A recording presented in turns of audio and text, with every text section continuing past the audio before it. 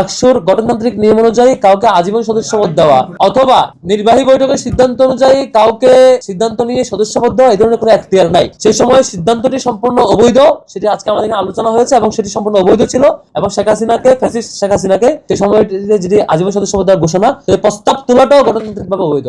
যেটি পাস হয়েছে এবং পাস হয়ে রেজুলেশন হয়েছে, ঘোষিত হয়েছে, নিউজ হয়েছে, সবটাই অবৈধ প্রক্রিয়ায়, এটি কোনোভাবে গ্রহণযোগ্য না। সেটা আমরা আজকে আলোচনা করেছি এবং তার প্রস্তাবনাটাই বাতিল, পাস হওয়াটা দূরের কথা, সবটাই অবৈধ এবং ইনভ্যালিড প্রস্তাবনা। এবং গণতান্ত্রিক নিয়ম অনুযায়ী নির্বাহী বডির এই অথরিটি নাই কাউকে সম্মাননা পদ দেওয়া, সদস্যপদ দেওয়া।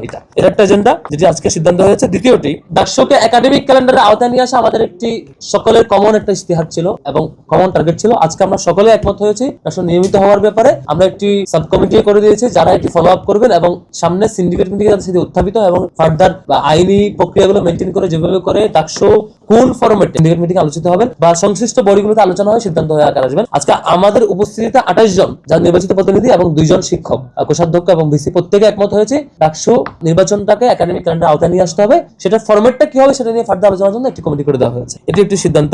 তারপরে হচ্ছে আমাদের নারী শিক্ষার্থীদের মাতৃত্বকালীন ছুটি নিয়ে সিদ্ধান্ত হয়েছে।